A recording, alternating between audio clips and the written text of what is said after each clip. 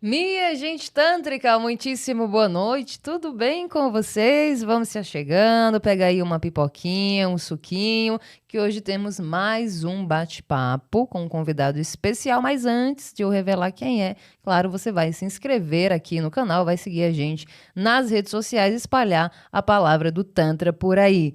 E hoje o meu convidado é uma pessoa que eu tô treinando aqui o sobrenome dele, desde quando eu tava vindo no Uber para cá gravar, que é o Renato Kublikovski.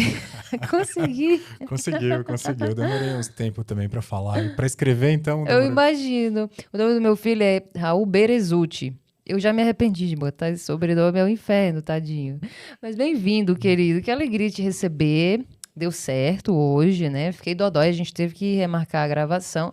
Mas agora estamos aqui para bater um papo com você que tem muita coisa para falar. Enfim, você trabalha com Tantra, não, né? Assim, Não, diretamente. não trabalho diretamente, mas o Tantra é parte Da sua da minha formação, né? formação, Da de sua onde eu vim e história. tal. Sim. Então você tem muito para falar. Mas você também é analista bioenergético, Sim, né? E você atua? sim, atuo. Sou Ah, terapeuta, psicoterapeuta corporal, em análise bioenergética e experiência somática. então tem muita coisa para falar, gente. Porque Tenho. assim, não veio ninguém da bioenergética ainda falar aqui. E nós, terapeutas tântricos, também trabalhamos, né? Não somos analistas bioenergéticos. Sempre falo isso porque é uma formação longa, é muito complexo, mas a gente sabe ali o básico para poder fazer uma leitura corporal nos atendimentos.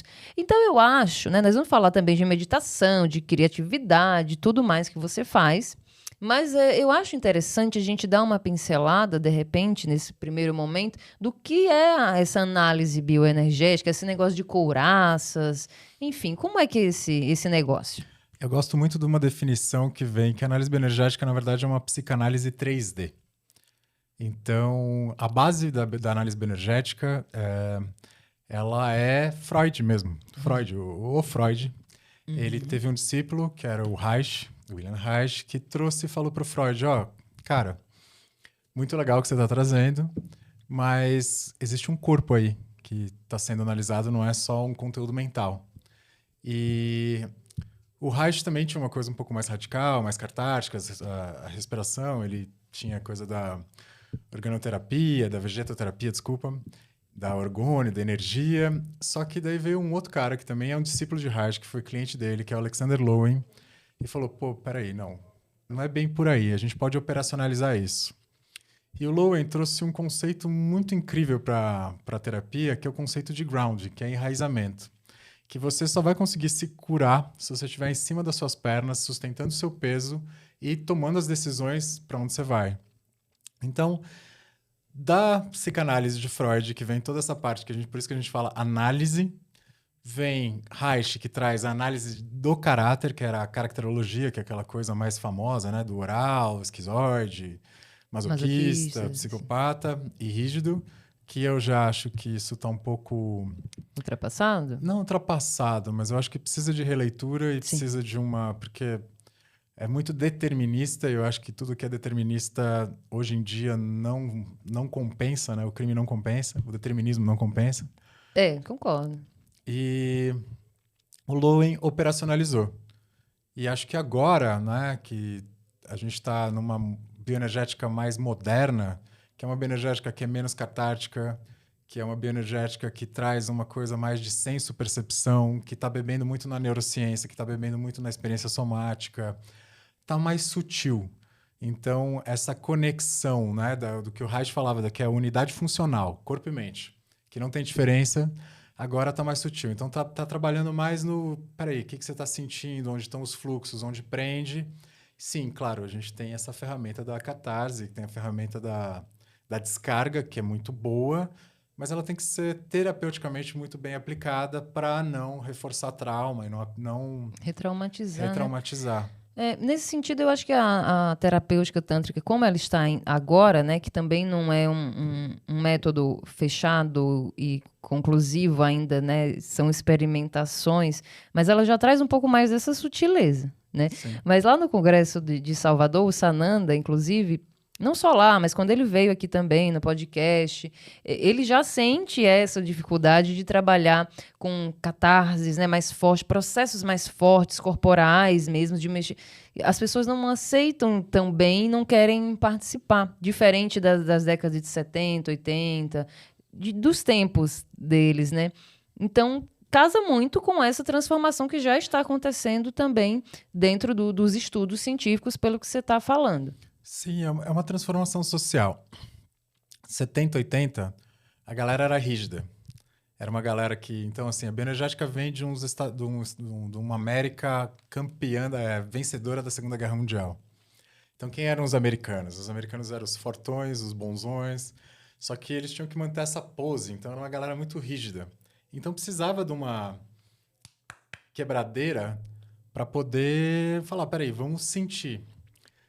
Com o passar do tempo, eu acho que hoje em dia, o que acontece é que se perdeu muito contorno. A gente não é mais rígido, a gente é totalmente, tipo, dissociado, como sociedade. Então, precisa colocar o contorno para depois falar, peraí, vamos trazer. Eu gosto muito da catarse, só que eu acho que a catarse, ela é... A terapêutica, né, da catarse, hoje em dia, sim, se você conseguir integrar e junto com essa senso-percepção e conseguir colocar como isso funcionou corporalmente, isso pode ser muito positivo. Agora, tem uma coisa muito incrível. A catarse pode ser narcótica. Então, tem gente que toma uma cervejinha, tem gente que vai para a internet, você pode fazer uma catarse se for muito bem conduzido e você estiver num espaço legal. Essa, por exemplo, a meditação, algumas meditações ativas, né? Você fazer essa catarse ajuda a limpar, ajuda a desopilar, ajuda a colocar para fora algo que fica constrangido, porque existe uma prisão moral, uma prisão de respeito hoje, que está muito... não digo opressiva, mas eu digo... Limitante. Limitante. E não é só dentro da questão das minorias, não estou falando sobre isso, estou falando sobre...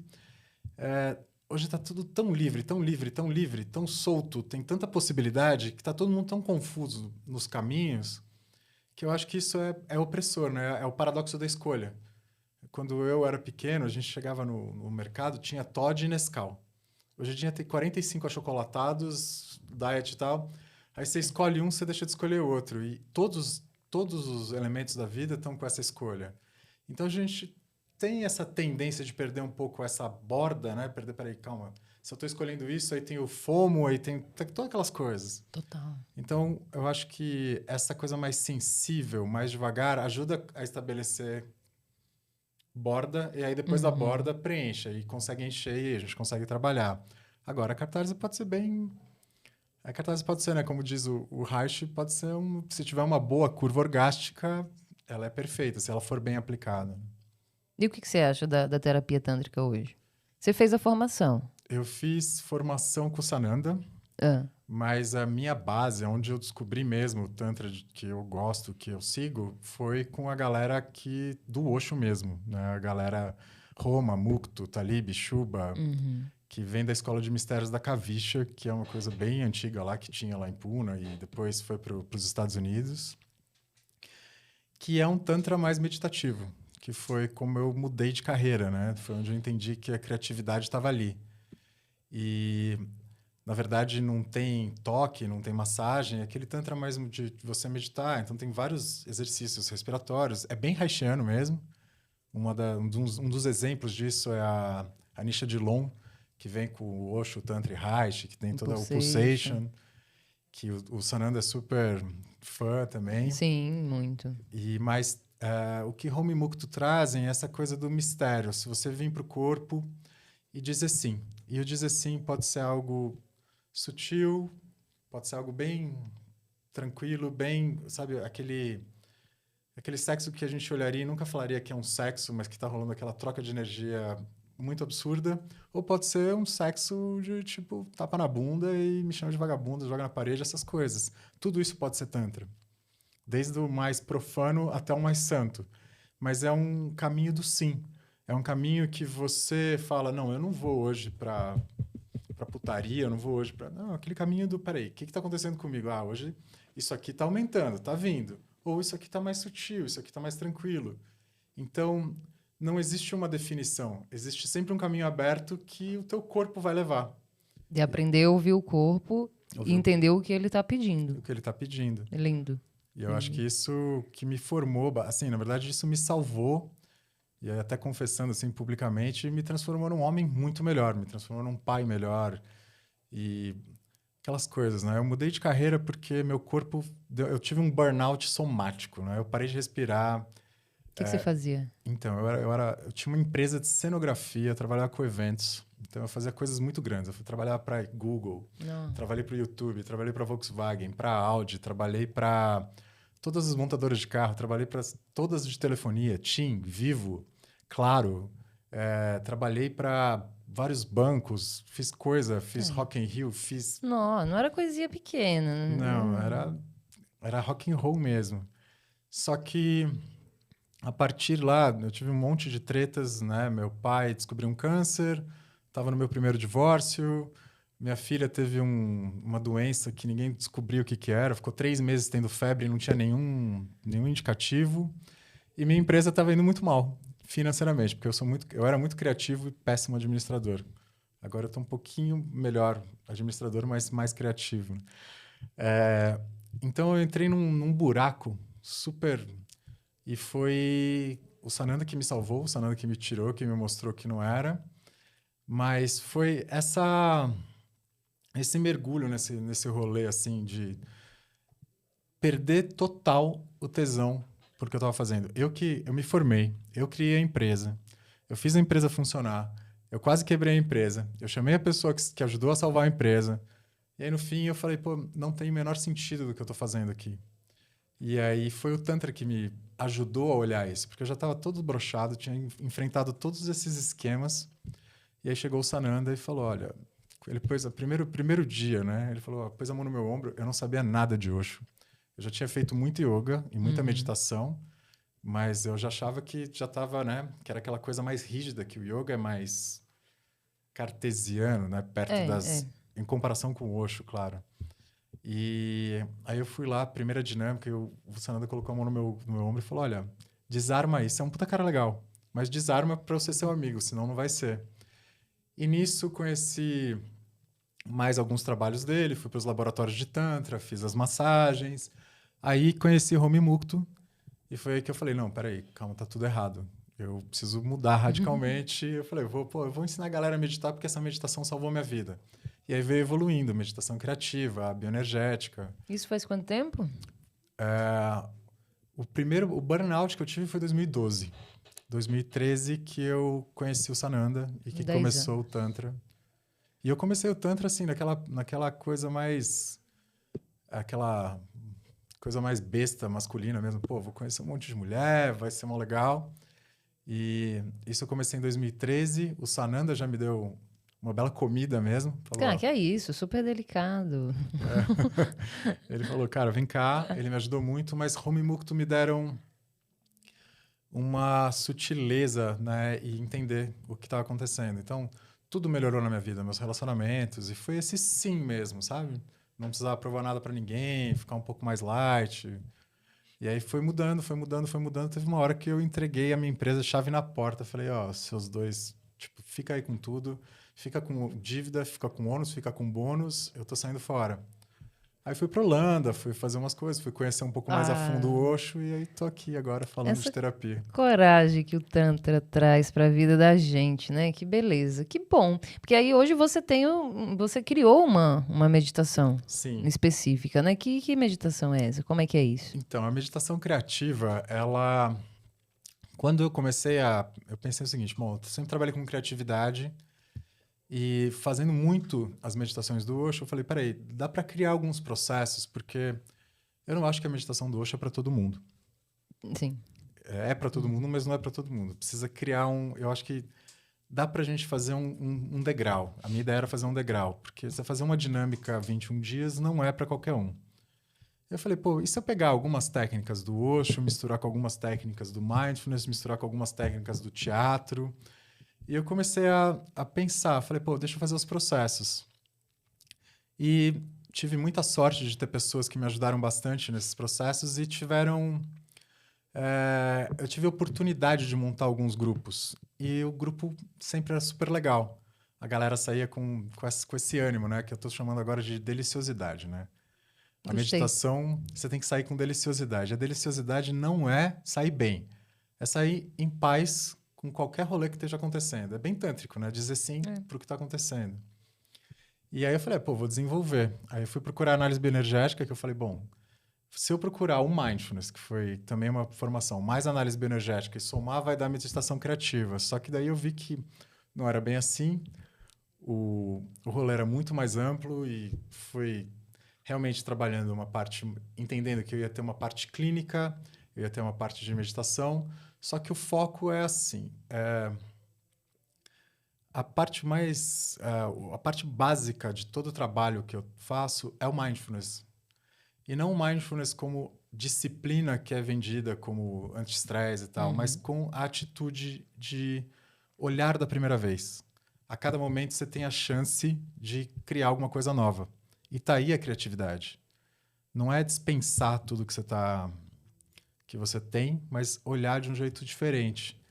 E ao olhar de um jeito diferente, o jeito que você toma água, o jeito que você fala, o jeito que você pensa, o jeito que você respira, 90% das vezes nada vai acontecer. 9% das vezes parece que vai acontecer alguma coisa. E tipo, 0,1% de repente aparece alguma outra coisa, algum insight, alguma coisa. E o ato de criar, o ato do insight, ele tem uma onda cerebral, né, que é a onda gama, que é a mesma onda da iluminação. Então, o que eu pensei? Falei, pô, a criatividade traz pequenas iluminações, são microsegundos de iluminação. Aquela lâmpadazinha acendendo, né, nos desenhos. Então, falei, poxa, se a pessoa começa a se iluminar, né? Se ela começa a ter esses pequenos insights, a vida dela vai ficar melhor, porque ela começa a abrir espaço, né? Porque esse momento de insight, ele permanece de uma certa maneira como visão, como percepção da realidade. Uma percepção da realidade que tem essa lâmpadazinha criativa começa a dar mais possibilidades. E aí foi aí que eu comecei a desenvolver.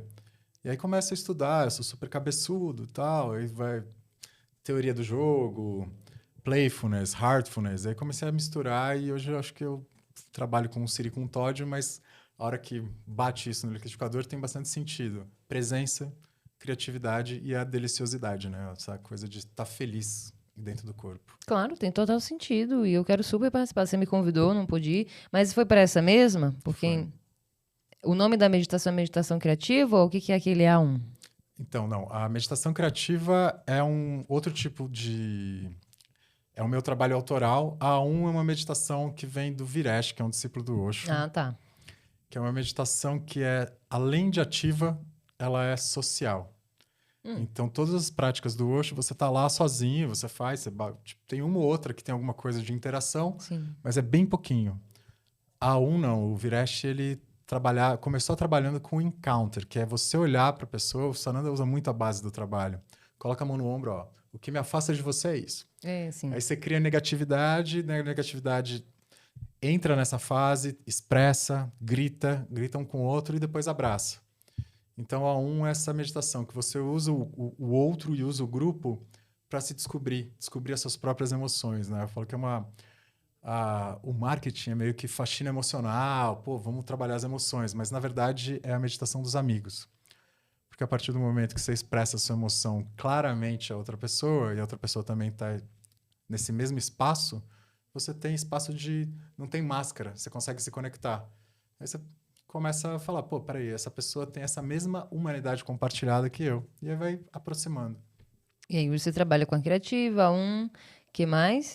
Aí eu tô fazendo eu faço clínica, então tô atendendo consultório, tanto a bioenergética como a experiência somática, que é outra coisa incrível.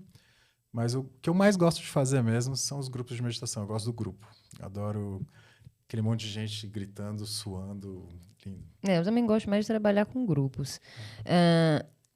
Até me faltou agora a pergunta. Cenografia você não tá mais? Então, tô Faz voltando. Ah, Tô voltando. Eu não tô mais trabalhando com grandes eventos, quero trabalhar com coisas menores. Mas estou fazendo alguns projetinhos por fora, alguma coisinha aqui. Então, fiz esse projeto para o Citantra. Tem um outro projeto que é uma estação interativa sobre Santos Dumont, como que ele aprendeu a voar, todas as máquinas. Então, estou usando essa parte criativa que eu gosto muito. E às vezes eu fico criando coisas para mim, né? Assim, para não perder a prática. Então, eu li uma peça de teatro esses dias, que é Entre Quatro Paredes, do Sartre, que é aquela peça que apareceu, O Inferno São os Outros, não sei se vocês conhecem. Uhum. E aí eu desenhei um jeito de fazer aquela peça, então Que da hora. desenhei o cenário, como que seria. Então eu pego isso como um exercício criativo mesmo para manter para ter essas luzinhas, né? Para ter essas É que coisas. você tem muito, né? Você é praticamente um pisca-pisca de árvore de Natal, pelo que eu tô vendo, de tanta luzinha que fica se acendendo ali. E a maioria das pessoas tem justamente essa dificuldade, não consegue, porque a criatividade, ela tá ligada não só a você criar coisas, mas a criar soluções também, né? De como que eu vou sair desse problema. A maioria das pessoas tem essa dificuldade, assim, olhando pelo viés do nosso trabalho tântrico, a gente fala, né, que essa criatividade vem da energia sexual, que é a energia vital, criativa. Só das suas meditações que você tira isso, tudo bem, você já deve ter vivido uma vida inteira assim, né? Mas que vem gente que vem um pouquinho mais pronta. Mas, fora as meditações, assim, o que você diria para as pessoas? O que elas podem fazer em casa mesmo? Primeiro que é difícil para elas, às vezes, fazer uma ligação entre meditação e criatividade. Como que a meditação vai aguçar a minha criatividade? Já pode ser uma dificuldade, talvez algo bom para você falar sobre. Mas como que a gente desperta isso, sabe? Então, aqui você falou Várias um coisas. monte de É, coisa, mas vamos vamos por começar a partes. separar por partes. Acho que a primeira dica que eu daria para qualquer pessoa que quer ser criativa é, primeiro, tirar qualquer conceito que seja de pessoa criativa. Cada um tem a sua criatividade. Mesmo, tem gente que faz planilha de Excel e é muito criativa na planilha de Excel. Eu já vi gente criando coisas incríveis, criando fórmulas e processos incríveis para facilitar determinados orçamentos. O que é criatividade? Criatividade é você juntar peças que já existem de maneiras diferentes. Então, o que você tem que ter primeiro é peças, repertório. Repertório. Repertório, qualquer repertório. Então, a gente está aqui conversando de uma coisa e, sei lá, esses dias eu li essa peça de teatro, outro dia eu estava vendo um vídeo no YouTube de como que constrói panela, né? É interessante. Sabe, é uma coisa que, assim, parece nula, mas assim, É. mas aquela coisa de eu entendi como que ele faz a forma da panela. Hum. E aquilo falou, pô, interessante, né? Quer dizer, vem uma chapa de aço reta e eu entendi como vira uma panela a partir do giro. Eu não sei exatamente o que eu vou fazer com isso, mas uma hora, alguma coisa, tipo, num desenho, até por exemplo, uma meditação, né? Alguma coisa que é mais chapada. Então, tudo é pecinha de Lego, porque... Não, peraí, deixa eu ir antes para não perder o raciocínio, que tem muita coisa aqui. Sim. Então, assim, a primeira coisa é tirar qualquer imagem de uma pessoa criativa. Isso é importante. Você vai criar suas coisas. A segunda coisa é o tal do medo de errar. Erre muito. Eu gosto de dar o exemplo, né, da música do Toquinho, que um pedacinho de tinta caiu no azul do papel e imagina uma gaivota voar no céu. Exatamente. Daquela gota virou uma gaivota. E quando você está fazendo qualquer trabalho, o erro é aonde tem o desvio que vira a criatividade. Então, o erro é a coisa mais importante, é saber errar. Eu tô meio anti-empreendedorismo, não sei, aquela coisa meio de... Não, que erre rápido, resolva rápido. Não, erre muito e curta o erro e vê onde ele vai dar. Eu nem trabalho muito com os workshops de criatividade, design thinking. Eu trabalho com criatividade só essa parte do despertar. E uma outra coisa que é importante é quando a gente olha uma pessoa muito criativa, a gente imagina que essa pessoa teve um salto. Tá? Então, por exemplo, eu criei aí a cenografia ali do evento. E aí eu vejo aquilo assim e parece que, poxa, nossa, de onde ele tirou isso? Nosso cérebro ele não trabalha em grandes saltos. Ele trabalha bem pequenininho, tum, tum, tum, ele vai trabalhando de passinhos. A grande questão é que conforme eu vou adquirindo repertório, eu vou falando das pecinhas de Lego que vão entrando na minha cabeça, e vem um monte de pecinhas de Lego ali acontecendo, uma hora vai entrar uma outra pecinha que vai juntar e vai formar um negócio e que parece que é um salto. Mas dentro da minha cabeça foi milímetro por milímetro. Então, é saber disso, né? Que você vai trazendo o repertório, tipo, o vídeo da panela. Eu não sei quando ele vai ser útil para mim. Foi legal, foi prazeroso assistir, eu aprendi uma coisa nova, e isso, quem sabe, pode ser útil, e quem sabe não. Mas quem sabe essa imagem que eu vi e que foi adquirida por né, pela essa parte do cérebro que a gente não tem agência, essa parte que chamam de inconsciente ou subconsciente, qualquer coisa. Isso uma hora pode vir, né? Então tudo que eu vou absorvendo, eu mando para o back office, tem uma galera trabalhando no back office, montando coisa, e uma hora manda para frente. Quando manda para frente, aonde a meditação entra? A meditação entra naquela parte de olha essa intuição, olha essa ideia, olha o que está acontecendo. E aí você pega aquilo. E a criatividade, ela tem basicamente 4 passos, né? Isso é bem antigo, é uma teoria bem antiga. Você tem o problema, né? Mas aí você vai estudar para esse problema. Então, você cria repertório. Você manda lá para o back-office e o back-office vai trabalhar esse repertório. Divertidamente. Divertidamente. Vai lá trabalhar. Vai ter uma hora do aham. Nossa, olha a ideia. E aí depois você tem os 99% de transpiração para colocar essa ideia funcionando, que vai virar repertório e continua no ciclo. A meditação, ela favorece os 4 tempos desse processo. Na hora de estudar, se você tem a meditação em dia é uma prática, você vai conseguir estudar, coletar com mais foco, com mais atenção, com mais presença, você vai ter mais olhar da primeira vez, as coisas vão entrar mais lubrificadas na cabeça. Se você tem meditação, a parte do back-office vai trabalhar mais solta, vai trabalhar mais tranquila, sem muita interferência daqueles pensamentos ruminativos. O ahá é aquela parte mais importante da meditação, porque a meditação trabalha justamente essa intuição. Ela não é que trabalha a intuição, tira a atenção que a gente tem aos nossos próprios pensamentos para uma atenção mais flutuante, né? Para a gente estar, então mais presente. Então, quando vai o ahá, vem a imagem, assim, aparece. E aí você vai, na hora de trabalhar isso, ver se isso serve para alguma coisa, você vai ter mais foco, mais concentração, você vai ter até mais tesão de fazer. Então, essa meditação mais careta, né? Essa meditação de estar presente, de fazer a manutenção de presença através da respiração, sensação corporal, do pensamento, isso que o mindfulness, que é essa atitude mindful de estar intencionalmente no momento presente, isso vai ajudar em todo o processo criativo. Repertório, criação, colocar em prática. É isso que eu ia te perguntar também, dessa coisa do mindfulness e o estado de presença que a gente fala tanto no Tantra. Tem diferença? Mesma coisa? Mesma coisa, né? Presença é presença. A modernidade trazendo um nome bonito para algo que as sabedorias orientais já falam há muito tempo, né? E comprovando que funciona e dá certo. Mas ouvindo você falar, e nos últimos tempos eu tenho me achado uma pessoa muito criativa, não me comparando com ninguém, mas na minha própria história, né? Fiquei muito tempo estagnada por insegurança, enfim. Mas quando destravei, eu tenho tanta ideia, que muitas eu coloquei em prática já esse ano, muitas ainda não tive tempo. E aí você falando, tal, como é que eu fiz isso, né? Eu fiz da vida comecei a olhar como um jogo, assim, de criança mesmo. E nesse processo de cocriação, fazer como se fosse um faz de conta, mas da vida real de adulto, né? Então, você falou coisas muito parecidas com essa coisa da gente acessar a criança, que a gente também trabalha muito no Tantra, né? Criatividade, criança, não tem como. Até a música que você trouxe, a gaivotinha, a gotinha azul que vira gaivota, é o olhar de uma criança.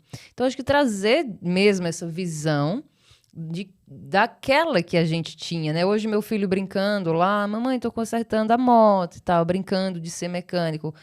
Para ele, aquilo ali é muito real, ele tá sendo mecânico. Quando eu trouxe isso, ficou mais fácil, claro, junto às práticas de meditação, né, muita terapia que a gente precisa e tal, mas eu acho que ficou bem mais fácil. Você vê essa ligação também, você traz isso no seu trabalho, essa questão do resgate da criança interior, ou chame lá como for a espontaneidade? Eu acho a espontaneidade o foco do trabalho. Eu não gosto, eu particularmente, né? Não tenho nenhum preconceito, mas eu não gosto do termo criança interior. Aham. Porque eu vejo uma diferença muito brutal. Existe uma coisa como uma criança e existe o infantil. E aí eu acho que a gente tem que basear. Tem um livro do Lowen que eu gosto muito, que é O Prazer. Ele fala que a diferença brutal da criança para o adulto é que a criança, então seu filho está lá sendo o mecânico da moto. É. O mundo externo mudou inteiro, ele virou o mecânico da moto. Mas ele, emocionalmente, ele está verdadeiro e coerente com todas as emoções e sentimentos que ele está naquele momento. Se por acaso ele está lá brincando e de repente prende o dedo na porta, ele vai começar a chorar. Se de repente você está andando, escorrega e cai, ele vai começar a rir. Essa é a criança, como a criança funciona. O adulto já, ele não muda o mundo externo e ele tenta adequar o mundo interno ao mundo externo. Pronto, acabou. Começou a correr atrás do rabo. Então, essa possibilidade de... O que é a imaginação, né? A Luciana Helena Galvão fala sobre imaginação, que é lindo esse negócio, que ela fala que imaginação é a expansão do nosso horizonte. Então, a gente consegue ampliar o nosso mundo através da imaginação. E o que eu acho que a gente pode trazer dessa coisa da criança, porque a criatividade, ela precisa de maturidade para ter alguma... Eu não digo uso no termo utilitário capitalista. Estou tendo uso Sim. no termo de, tipo, ser gostoso, ser divertido. A gente precisa trazer essa maturidade. E quando a gente consegue usar essa imaginação, ampliamos. Então, a gente vai fazer o desenho dessa sala, a gente amplia ela, vê como isso vai emocionalmente nos afetar. E a partir desse afeto, a gente começa a trabalhar, a gente alcançou isso que é o... Em inglês, eu acho que é uma palavra... Parece metido, mas é o childlike, não é o childish, não é o infantil. É como uma criança. E essa coisa de conseguir abstrair um pouco esse peso, né, da realidade, que, aliás, a realidade está muito pesada. Hoje em dia está foda. Mas abstrair um pouco, ampliar essa imaginação, conectar com dentro e falar, pô, o que é a minha emoção? É a emoção que diz o que está acontecendo na vida. E usar essa emoção a favor, né? E eu acho que essa é a... Né, eu não gosto muito do termo de criança interior, porque daí, pô, já inclui aí uma regressão, e eu acho que a Sim, pode gente... haver uma confusão ali. Eu falo muito. Quando eu falo, eu estou me referindo a isso, exatamente o que você falou, mas quem está ouvindo, de fato, pode trazer uma outra interpretação. Sim. Mas muito legal o que você está falando. Agora, trazendo para a sexualidade, vamos entrar Bora. nessa seara? A coisa da criatividade, da meditação. E o Tantra, né? Que, como você falou, pouco tempo atrás, você era um homem antes, inclusive com mulheres e tal, você tem uma filha, né?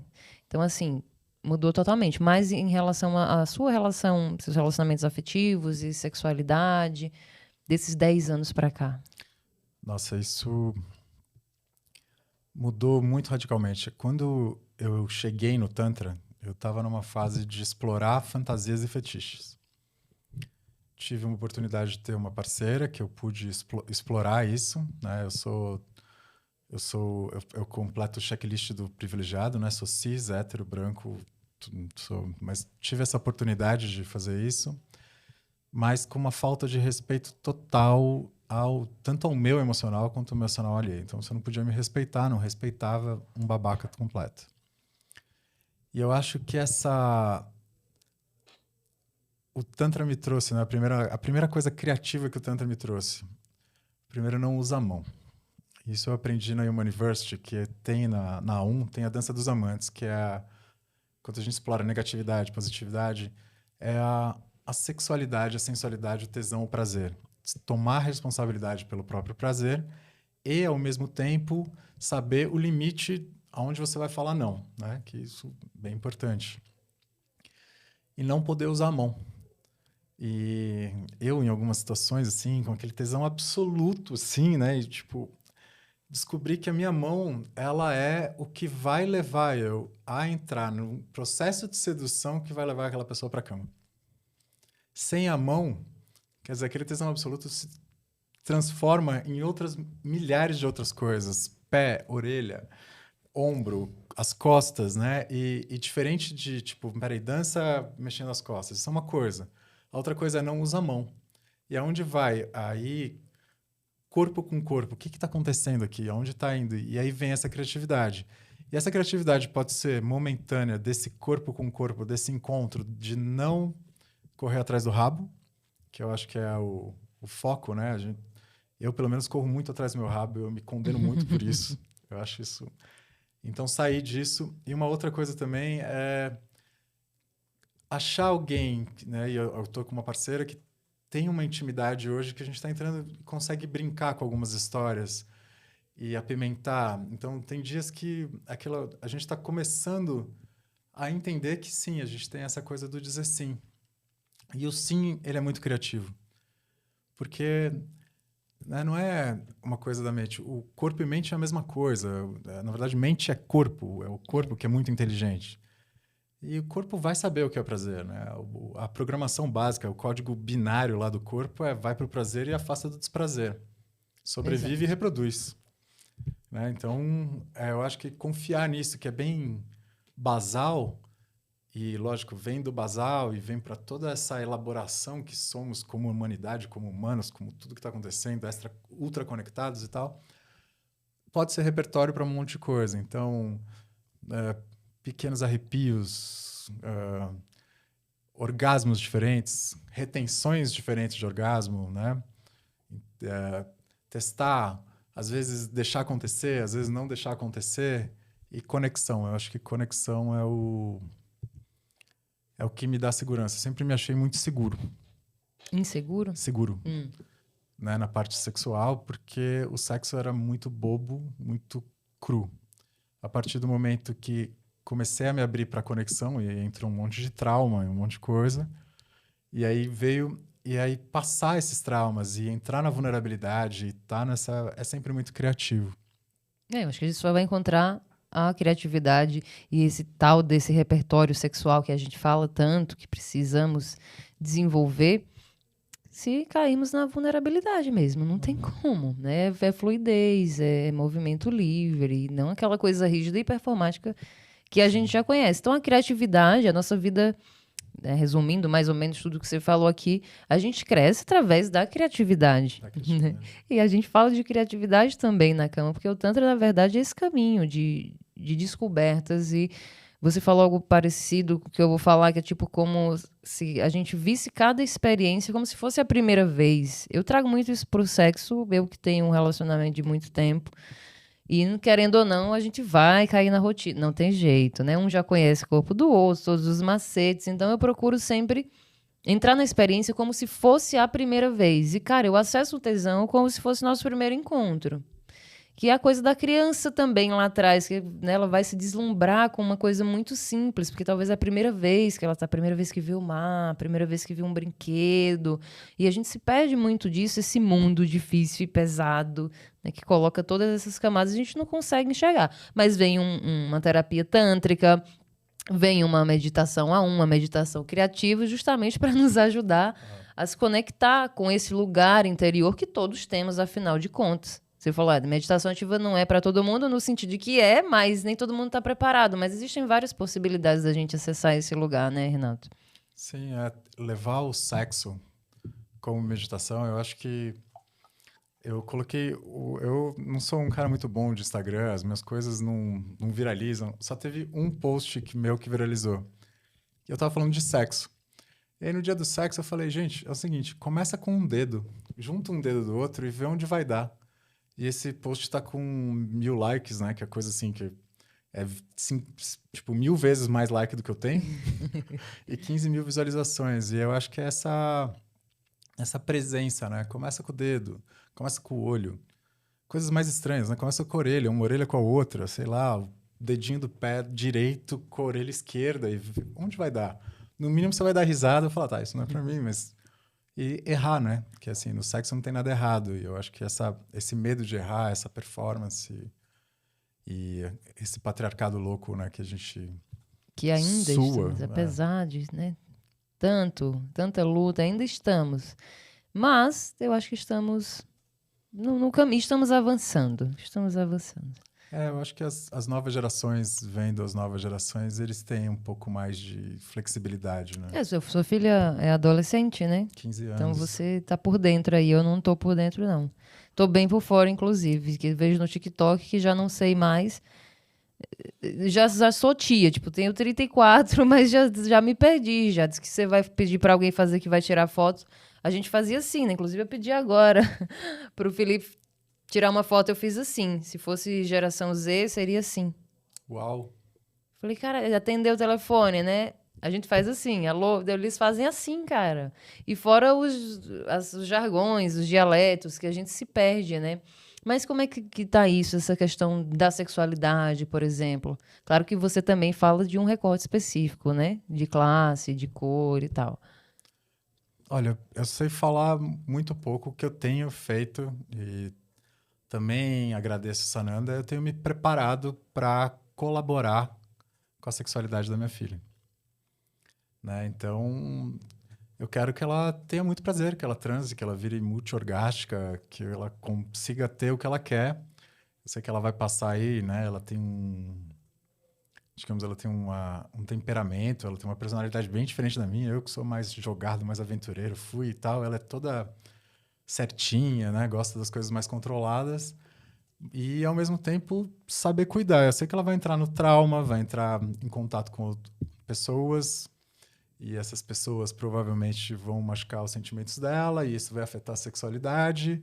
Eu estou preparado para acolher o que vier lá e tentar falar: ó, tá bom, filha, é assim mesmo, mas ó, teu prazer é teu.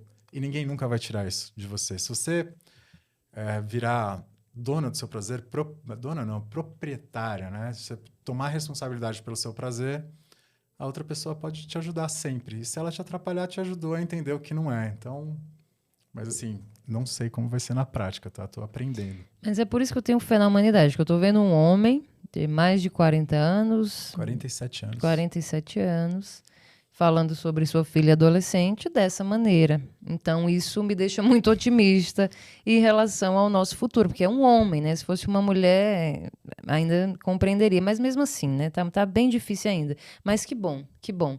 Com certeza você não falaria isso, sei lá, não teria essa mesma cabeça. 10 anos atrás, não estaria aqui falando minha filha, isso, tipo, Não, que loucura, né? não.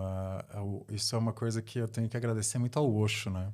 Sim. O Ah, o Osho, velhinho é o velhinho, né? ele é. Podem falar mal e tal, mas assim, eu sempre falo, foi o que transformou minha vida e de todo mundo que eu esbarro, que vem pro Neotantra, não tem jeito, né? Não tem jeito. E nem conhecemos pessoalmente, olha só. Pois é.